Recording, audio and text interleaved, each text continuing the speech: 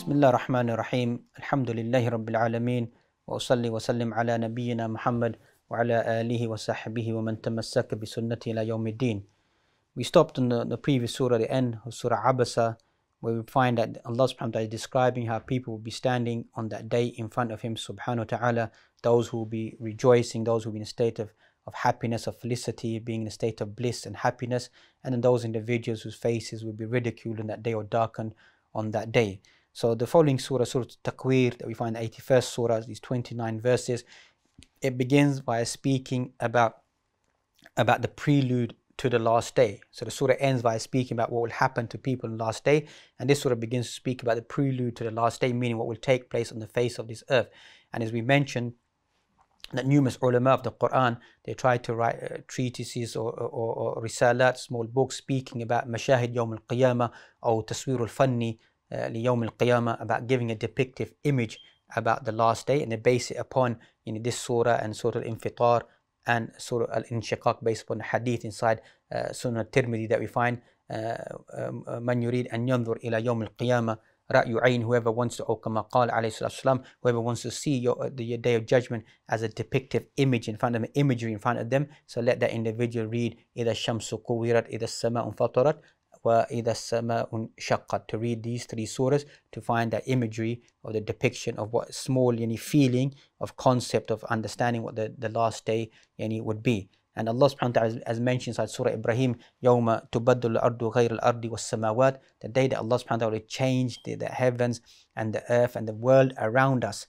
And He changes because of the common denominator of what we live upon this earth. It will be changed, it will be destroyed by Allah subhanahu wa ta'ala to prepare for al hereafter, to show that He is the all-powerful, the Almighty is Allah subhanahu wa ta'ala. And this, what we small elements of this are seen whilst we're living upon this earth, whether it be earthquakes, hurricanes, plagues. It gives some form of small imagery of how the earth can be destroyed, how the earth can be wiped out, how infrastructure, how buildings, etc., can be demolished. It's all visualized. If we see tsunamis, etc., that we find, it shows the power of Allah subhanahu wa ta'ala of using His creation to wipe out or to destroy, etc., we find. And so this, what we see or what we live, is just a minute small image to give us a bigger contrast of understanding what will happen when the final day arrives. And this has been mentioned inside the Quran, that we should read those passages, read these surahs, and look at other passages inside the Quran which speak about this phenomena, about the changing of the last day and the coming of the last day. For example, as a point in case that we find Surah Al-Hajj, the 22nd chapter of the Quran, it begins by speaking, Ya ayyuhan nasu ttaqu rabbakum inna zalzalat as-sa'ati shay'un azim. Ya ayyuhan nas. Here Allah subhanahu wa ta'ala mentions, use the khitab, Ya ayyuhan nas. Allah subhanahu wa ta'ala doesn't say, oh believing individuals or Muslims. Allah subhanahu wa ta'ala uses this generic terminology of Ya ayyuhan nas, O mankind. So speaking to the whole of mankind, ittaqu rabbakum, fear your Lord. Inna zalzalat as-sa'ati shay'un azim. Indeed, the final day is the earthquake or the shaking of the last day. Shay'un azim is something severe, a severe warning, what will begin to take place. In the passage it continues how you find that the pregnant woman will drop her load. So on the day of judgment, whereby people will be in a state of drunkenness, they're not going to be drunk in that sense, but they lost their faculties of focus and what they're supposed to be doing, because the punishment of Allah subhanahu wa ta'ala is so severe on that day that it will overcome them on that day. They lose their senses, they don't know what to do. So Ibn Qayyim al-Jawziyah, he mentions that this shows that the destruction of the earth, or whatever people they worship besides Allah subhanahu wa ta'ala, whether it be the sun, the star, the moons, etc., they find Allah subhanahu wa ta'ala will wipe this all out. And even those individuals who claim to reject God or reject a creator, Allah subhanahu wa ta'ala will show them his power and His magnitude, that He's the one who creates, who gives life and death on that day. So this is a general introduction towards the relationship between this surah and the previous surah that came before, to give us the mindset that when we read this surah, that this surah is predominantly speaking about the preparation of the last day, or the prelude towards al hereafter, what Allah subhanahu wa ta'ala will carry out upon the face of this earth. So Surah Al-Takwir, what this surah is called At-Takwir, or another title this surah is given, Idha Shamsu Kuwirat, some works of tafsir that they mention. We find Fada'il Surah, Shayyibatni Idha Shamsu Kuwirat, that what has caused my hair to go grey. Some narrations mention, even though Ibn Salah the famous muhaddith who mentions لا يصح, that this hadith is not authentic. There's other narrations speak about other surahs which have made the Prophet ﷺ's hair go grey. But we can understand that the concept of شَيِّبَتْنِي هُودٌ أَخَوَاتُهَا, that how the Quran can make the hair of the Prophet go grey is because the magnitude of the Quran. Those narrations are authentic. شَيِّبَتْنِي هُودٌ وَأَخَوَاتُهَا, the Surah Hud, the 11th surah and its sister surahs have made my hair go grey. Inside the other narration mentions Surah Al-Waqi'ah, it mentions inside there Surah Al-Mursalat, and as we mentioned Surah An-Naba as well, is because the theme of those surahs is a heavy theme speaking about the last day, about Al-Akhirah. And as a side point, if a person wants to read solely about Al-Akhirah and spiritual ayat about Al-Akhirah, because we find that in the first beginning of the Quran, we do find ayat of ahkam, even when a person reading Surah Al-Baqarah, ayat of ahkam, Surah Al-Nisa, Surah Al Imran, Surah Al-Nisa, Al-Ma'idah, etc., Al-An'am, etc. We find ayat of ahkam come there, so certain snippets of Akhirah are mentioned, but there's not that, that flow in that sense the person is searching for. So if a person wants to find a long flow about Al-Akhirah, ayat about Al-Akhirah, about reward, about punishment, about Jannah, about Nar, etc., that we find, then read from Surah Ghafir, the 40th chapter, all the way to Surah Al-Ahqaf, the 46th chapter. So these, in general, these surahs that we find from the 40th surah to the 46th surah is all just predominantly a theme about Al-Akhirah. A very spiritual, that we find these ayat are very powerful, these surahs are. So a person should go back and read these surahs from Ghafir, as we mentioned. Inside we find Surah Al-Jathiyah, Surah Al-Ahqaf, that we find Surah Al-Dukhan, that we find all these surahs inside there which have a predominantly theme about Al-Akhirah and a focus towards Al-Akhirah. We should go back and read these surahs. So here Allah subhanahu wa ta'ala begins by mentioning about إِذَا الشَّمْسُ كُوِّرَتْ. And we find that Allah subhanahu wa ta'ala, many surahs inside the Quran, that He begins subhanahu wa ta'ala speaking about the taking oath via the creation of Allah subhanahu wa ta'ala, and then relaying that towards what will take place inside Al-Akhirah, or change that will take place inside Al-Akhirah, is common inside the Quran to remind us that this is this great creation of Allah subhanahu wa ta'ala, but how Allah subhanahu wa ta'ala will destroy this great creation and make it become to demolish it and not make it to exist again. So we find إِذَا الشَّمْسُ كُوِّرَتْ, that we find that when the sun is rolled up. So before that, we find some ulama tafasir, they mention that there's 12 points of information that's mentioned inside Surah Takwir. Imam Shawkani has extracted this as well, 6 in relation to this dunya and 6 in relation to Al-Akhirah.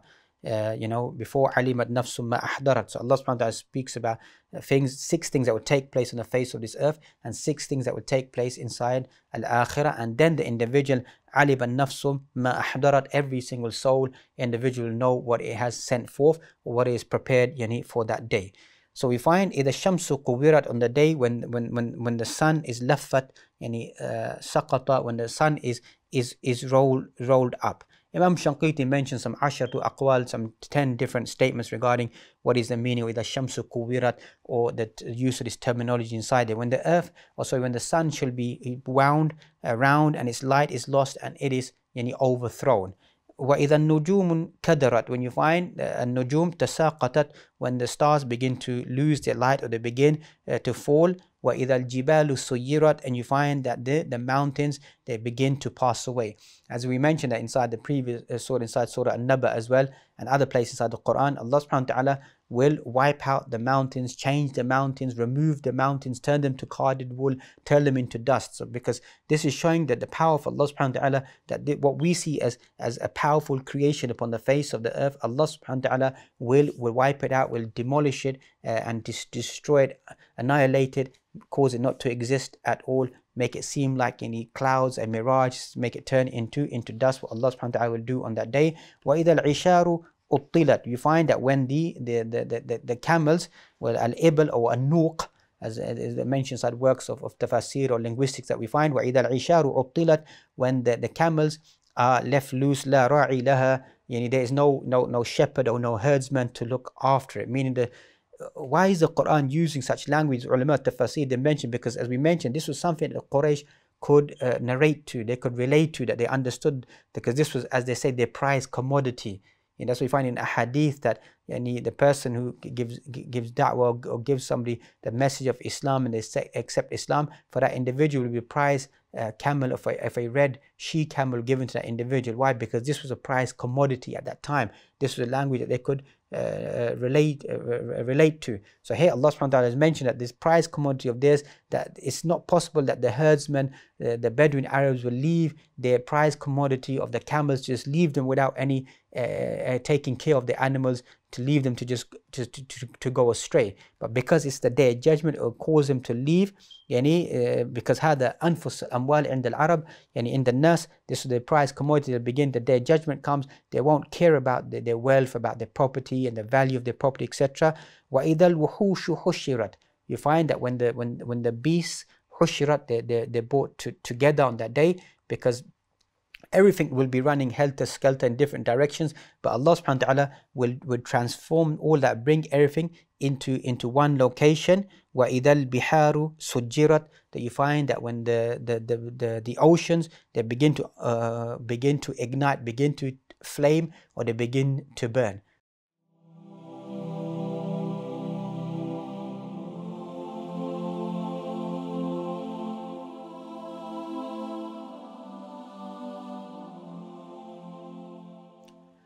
وَإِذَا النُّفُوسُ زُوِّجَتْ. We find that when the souls and the human beings زُوِّجَتْ, إِذَا جُمِعَتْ, when they're brought together. So this is al-amthal لِلنَّاسِ جَمَعَ بَيْنَهُم, or this is whereby Allah subhanahu wa ta'ala will begin to bring people together on that day. So as we find that the whole concept of mahshar or hashr that we find is whereby the creation will be all brought forth on that day. وَإِذَا الْمَوْءُودَةُ سُئِلَتْ. And you find that when the buried daughter, the buried female is buried alive, su'ilat, she's asked the question, or she asked the question, بِأَيِّ ذَنْبٍ قُتِلَتْ. For what sin was I killed, or for what sin was she killed? And we find that they had this practice that some of the Quraysh at that time, that they would bury their daughters alive, because khawf al-ar or al-hajja, fear of blame, because they felt that to have a daughter, there would be something blameworthy, or they feared poverty, that it would be something expensive upon them, was a mentality that some of them that they had. So the Quran narrates some of these evil practices that they had to negate them, to take them away. But unfortunately, we find that even the Quran is negating these practices, that we find that some human beings amongst Muslims, they still practice these practices, or they think that is some form of aib, some form of blame, that to have children or to have female children is some form of blame, or taking away a concept of the manhood, etc. That we find that we as Muslims shouldn't fall into that pattern of thought and that thinking, and look as daughters as being a blessing from Allah subhanahu wa ta'ala. And even children in general that we find in the modern world, whereby we find restrictions upon family life, etc., and there will not be enough space upon the earth for living and food, etc., living, etc. We find are all myths which have been placed upon society to make them to believe. Whereas Allah subhanahu wa ta'ala encourages the opposite, that Allah mentioned, نَحْنُ نَرْزُقُهُمْ وَإِيَّاكُمْ, that we will provide for them and provide for you. Another place in the Quran, نَحْنُ نَرْزُقُكُمْ وَإِيَّاهُمْ, we will provide for them and for you, encouraging us about that this is a blessing from Allah subhanahu wa ta'ala. Anyhow, going back to وَإِذَا الْمَوْءُودَةُ سُئِلَتْ بِأَيِّ ذَنْبٍ قُتِلَتْ, some of the ulama of tafsir, or rather some people try to mention that this is an action of Umar al-Khattab, that he buried his daughter alive. Wallahu alam about the authenticity of this. The ulama mentioned that there's no authenticity about this was specifically referring to Umar al-Khattab, that he done this action, but it's just a general practice that existed, that some of them, doesn't mean that all of them, but some of them did have this, or became to a certain degree common inside the society. They used to carry out this evil action. So now on the day of judgment, this child, female daughter, this female child will be asking the question, بِأَيِّ ذَنْبٍ قُتِلَتْ, for what sin was I killed, or why did you carry out this evil action upon me? وَإِذَا الصُّحُفُ نُشِرَتْ. So we find this leads on to وَإِذَا الصُّحُفُ نُشِرَتْ, that the scrolls, that the parchments, they will be نُشِرَتْ, they'll be spread out, they'll be exposed, brought out on that day. So the record of every single human being will be brought out on the day, as Allah subhanahu wa ta'ala mentions inside the Quran, where the human being will say, مَا لِهَذَا الْكِتَابِ لَا يُغَادِرُ صَغِيرَةً وَلَا كَبِيرَةً إِلَّا أَحْصَاهَا. You find a person will say, woe to this record, what's the matter with this book, that it leaves nothing small, nothing minor, nothing major, except for illa ahsaha, except for it's comprehended or is compressed it or placed it inside this record and brought it forth on the day. So a person should be filling their scales, filling their record with good deeds, and be wary about what is placed inside their records. وَإِذَا السَّمَاءُ كُشِطَتْ, then Allah subhanahu wa ta'ala begins to mention about how the heavens will be إِذَا السَّمَاءُ كُشِطَتْ, that we find that the heaven is taken from its place that we find. وَإِذَا الْجَحِيمُ سُعِرَتْ, and you find that the Jahannam has been set ablaze, is being prepared. وَإِذَا الْجَنَّةُ أُزْلِفَتْ, and likewise we find that also paradise is brought near. And as we mentioned in general, the Quran, it always revolves around Jannah, when nar, that where there's punishment is also going to be paradise as well, where Allah subhanahu wa ta'ala has prepared punishment for people who disbelieve. Allah subhanahu wa ta'ala has also prepared any good things and blessings for people who believe, is a theme that runs in the Quran, and more specifically inside Juz Amma, it runs inside this Juz as well, the theme of the punishment for the disbelieving, or the fujjar, or the fusaq, or the rebellious individuals, and the reward for the people who believe. So after these 12 piece of information, 6 of them, as we mentioned previously, referring to al-akhirah that we find, and 6 of them pertaining to how things will change in this earth, meaning the sun, the stars, the mountains, etc. And 6 of them inside al-akhirah will take place on that day, where this, how you find the scrolls will be brought forth. Then Allah subhanahu wa ta'ala mentions what Allah subhanahu wa ta'ala is trying to highlight, what should be the preparation of the individual upon this earth. Alibat nafsum ma ahdarat, every single soul will know that which it has sent forth, or that which it has prepared. As Allah mentions in another place inside the Quran, inside Surah Al-Imran, يَوْمَ تَجِدُ كُلُّ نَفْسٍ مَا عَمِلَتْ مِنْ خَيْرٍ مُحْضَرًا وَمَا عَمِلَتْ مِنْ سُوءٍ. On that day, every single individual will know what is done of goodness, will be muhdaran, will be presented or placed there in front of the individual, present in front of the individual. وَمَا عَمِلَتْ مِنْ سُوءٍ, and that from evil or wrong action the person has done that day, the person will aspire and hope for that a great big gap, a distance is placed between these 2 actions, between the good actions the person done and the bad actions the person has carried out. فَلَا أُقْسِمُ بِالْخُنَّسِ, and then Allah mentions fala is this is lam of establishment, so it doesn't mean of negation. This is common inside the Quran, and it's saying that فَأُقْسِمُ بِالْخُنَّسِ, taking oath via the planets that recede, al-jawari al-kudnas, regarding those that move swiftly and hide, وَاللَّيْلِ إِذَا عَسْعَسْ, as the night as it departs, وَالصُّبْحِ إِذَا تَنَفَّسْ, and by the daytime as it brings out its light, إِنَّهُ لَقَوْلُ رَسُولٍ كَرِيمٍ. So Allah subhanahu wa ta'ala is taking oath by the planets and the movement of the planets, the night, the day, and then highlights إِنَّهُ لَقَوْلُ رَسُولٍ كَرِيمٍ. This statement, this Quran, is the words of a noble messenger, meaning that the Quran that he recites obviously is from Allah subhanahu wa ta'ala, but is recited by the Prophet alayhi salam. The qawl or the statement has been given to him is a revelation. Or the other meaning is given to إِنَّهُ لَقَوْلُ رَسُولٍ كَرِيمٍ, is being given to Jibreel alayhi salam, because the following verse proves evidence to that. ذِي قُوَّةٍ عِنْدَ ذِي الْعَرْشِ مَكِينٍ, given by the one, ذِي قُوَّةٍ, one of strength, of power. Another place in the Quran, Surah An-Najm, Allah mentions عَلَّمَهُ شَدِيدُ الْقُوَى, the one who's been taught it, the one in strong, powerful one, is Jibreel alayhi salam. مُطَاعٍ ثَمَّ أَمِينٍ, is the one who is the trustworthy one here, Al-Amin, being none other than Jibreel. In the Quran we find نَزَلَ بِهِ رُوحُ الْأَمِينَ, he's been sent down via the Ruh al-Amin, via the trustworthy angel Jibreel alayhi salam. وَمَا صَاحِبُكُمْ بِمَجْنُونَ. So then here comes the negation that this Quran has been given to the Prophet alayhi salam. It's not something words, and you hate to use these words, but these are the alqab, the titles that the Quraysh would use, that this is sorcery, this is magic, these are the words of a madman, this is poetry, etc. that we find. So the Quran is negating, and as the Quran mentioned, وَمَا هُوَ بِقَوْلِ شَاعِرٍ وَمَا هُوَ بِقَوْلِ كَاهِنٍ, and these are not words of the soothsayers, not the words of magicians, of magic, etc. that we find, or trickery or deception. This is revelation from Allah subhanahu wa ta'ala. So here Allah mentions وَمَا صَاحِبُكُمْ بِمَجْنُونَ, that your companion is not a mad individual, or that his mind has been taken away, or just ramblings that this individual is saying. That this is indeed وَلَقَدْ رَأَوْا بِالْأُفُقِ الْمُبِينِ, indeed he did see him at that location, that when of meeting Jibreel alayhi salam, And وَمَا هُوَ عَلَى الْغَيْبِ بِضَنِينٍ, that he is not بِضَنِينٍ, بِبَخِيلٍ مُتَّهَمٍ, that he is not one who is stingy or one who is to be blamed of regarding revelation given to him. وَمَا هُوَ بِقَوْلِ الشَّيْطَانِ الرَّجِيمِ, that this Quran is not statements or revelation given to Prophet ﷺ, is not the words of shaitan, as some people may think, as we find that some individuals who don't believe in that sense try to defame the Quran. The Quran is a book, is a scripture from the devil and given by the devil, etc. This is all, if we take that linguistically, the Quran is a unique book of spirituality, of guidance, and speaking about the previous prophets and giving them fame and respect and speaking about them in according manner and completing that message of the prophets what existed previously in the previous books, that this is a book of guidance that we need to follow inside our lives. فَأَيْنَ تَذْهَبُونَ, where is it that we are going? With all this information that we have, what will take place inside al-akhirah, what will take place upon this dunya, and this knowledge of this dunya that you find, فَأَيْنَ تَذْهَبُونَ, where are we heading?